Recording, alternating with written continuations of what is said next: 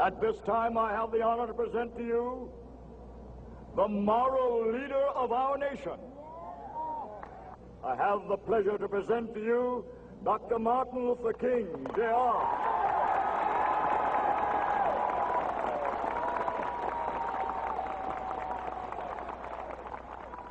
I am happy to join with you today in what will go down in history as the greatest demonstration for freedom in the history of our nation.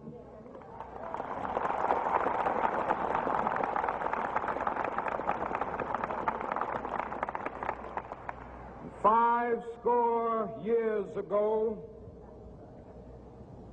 a great American in whose symbolic shadow we stand today signed the Emancipation Proclamation.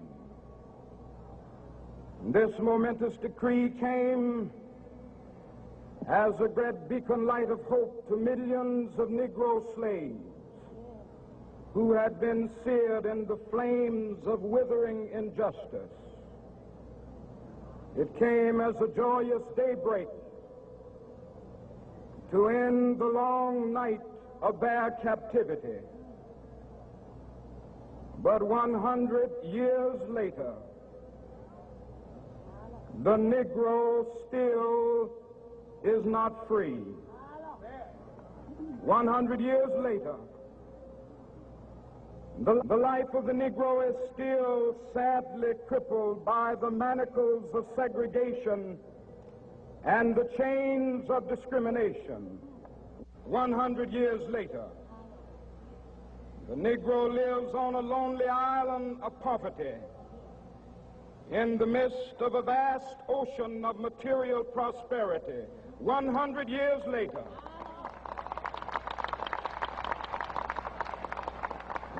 the Negro is still languished in the corners of American society and finds himself in exile in his own land.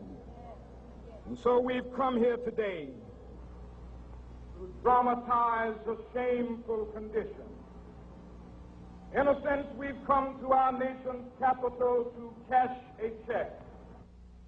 When the architects of our republic wrote the magnificent words of the Constitution and the Declaration of Independence, they were signing a promissory note to which every American was to fall heir. This note was a promise that all men, yes, black men as well as white men, would be guaranteed the unalienable rights of life, liberty, and the pursuit of happiness. It is obvious today that America has defaulted on this promissory note insofar as her citizens of color are concerned. Instead of honoring this sacred obligation, America has given the Negro people a bad check, a check which has come back marked insufficient funds.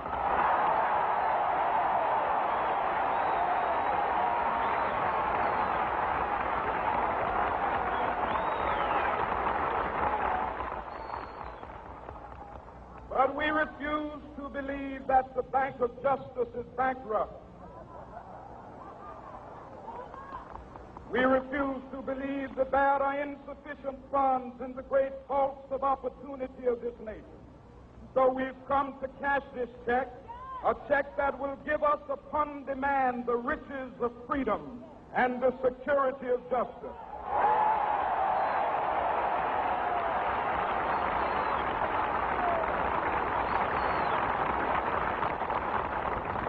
We have also come to this hallowed spot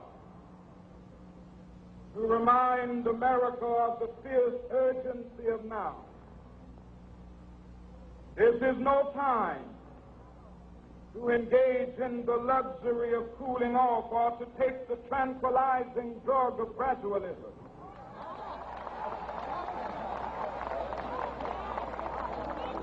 Now is the time to make real the promises of democracy. Now is the time to rise from the dark and desolate valley of segregation to the sunlit path of racial justice. Now is the time to lift our nation from the quicksands of racial injustice to the solid rock of brotherhood. Now is the time to make justice a reality for all of God's children. It would be fatal for the nation to overlook the urgency of the moment. This sweltering summit of the Negro's legitimate discontent will not pass until there is an invigorating autumn of freedom and equality. 1963 is not an end, but a beginning. Those who hope that the Negro needed to blow off steam and will now be content will have a rude awakening if the nation returns to business as usual.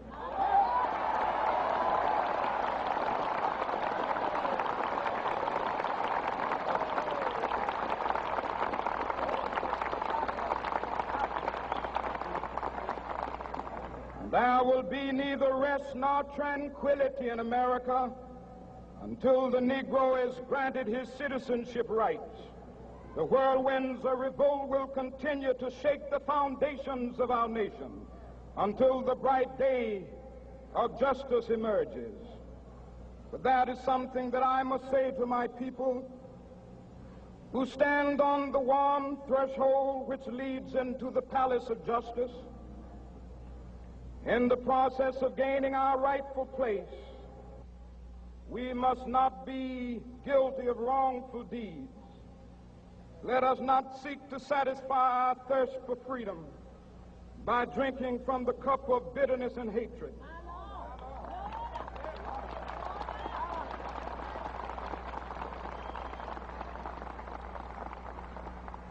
We must forever conduct our struggle on the high plane of dignity and discipline. We must not allow our creative protests to degenerate into physical violence. Again and again, we must rise to the majestic heights of meeting physical force with soul force. The marvelous new militancy which has engulfed the Negro community must not lead us to a distrust of all white people. For many of our white brothers, as evidenced by their presence here today, have come to realize that their destiny is tied up with our destiny.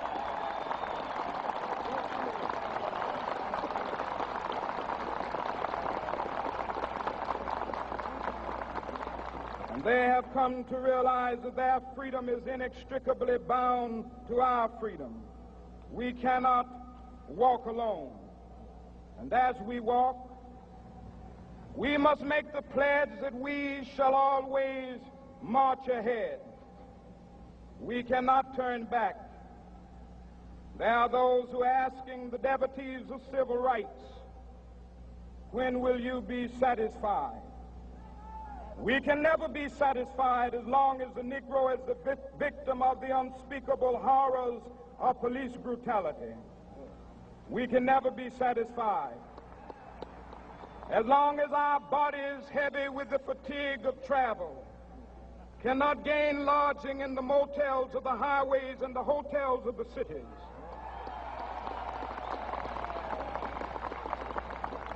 We cannot be satisfied as long as the Negro's basic mobility is from a smaller ghetto to a larger one. We can never be satisfied as long as our children are stripped of their selfhood and robbed of their dignity by signs stating for whites only.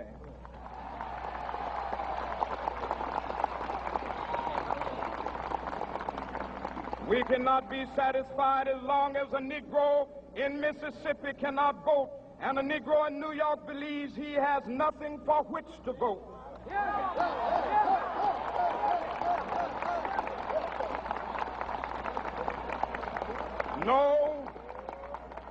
No, we are not satisfied, and we will not be satisfied until justice rolls down like waters and righteousness like a mighty stream.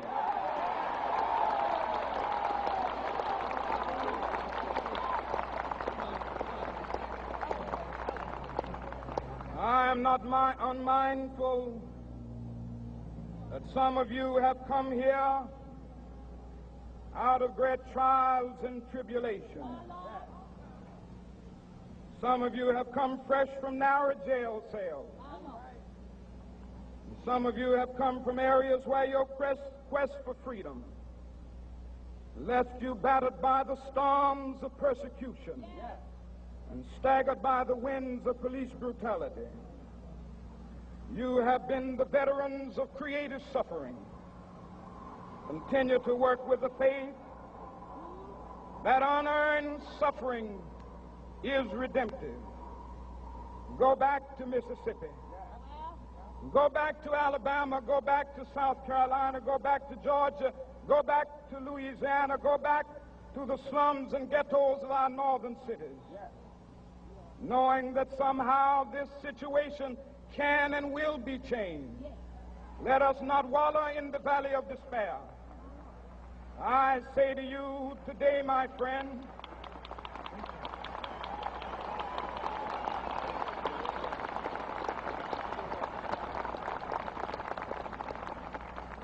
so even though we face the difficulties of today and tomorrow, I still have a dream. It is a dream deeply rooted in the American dream. I have a dream that one day this nation will rise up and live out the true meaning of its creed. We hold these truths to be self-evident, that all men are created equal.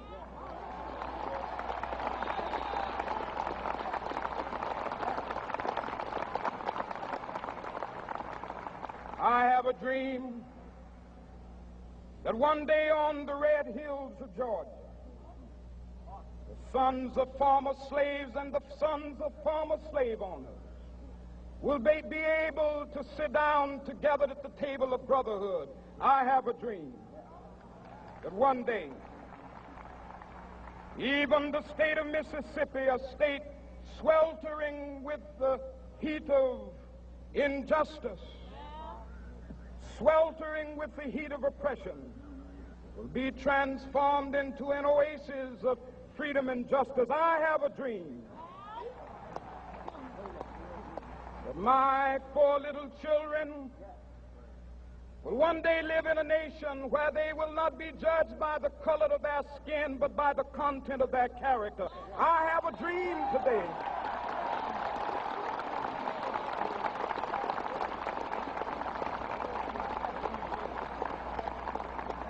I have a dream that one day down in Alabama, with its vicious racists, with its governor having his lips dripping with the words of interposition and nullification, one day right there in Alabama, little black boys and black girls will be able to join hands with little white boys and white girls as sisters and brothers. I have a dream today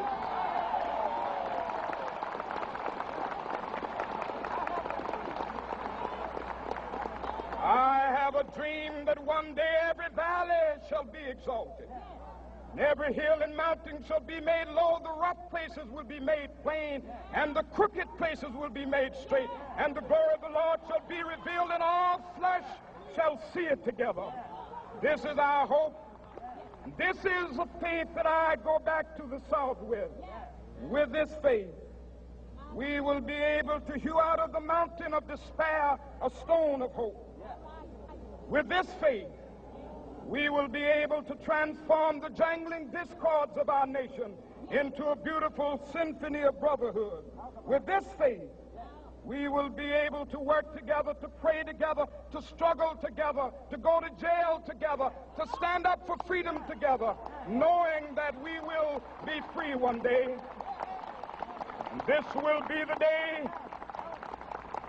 This will be the day when all of God's children will be able to sing with new meaning, "My country, tears of thee.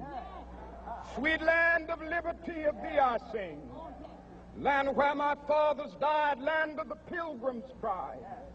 From every mountainside, Let freedom ring, and if America is to be a great nation, this must become true. And so let freedom ring from the prodigious hilltops of New Hampshire. Let freedom ring from the mighty mountains of New York. Let freedom ring from the heightening Alleghenies of Pennsylvania. Let freedom ring from the snow-capped Rockies of Colorado. Let freedom ring from the curvaceous slopes of California. But not only that, let freedom ring from Stone Mountain of Georgia. Let freedom ring from Lookout Mountain of Tennessee.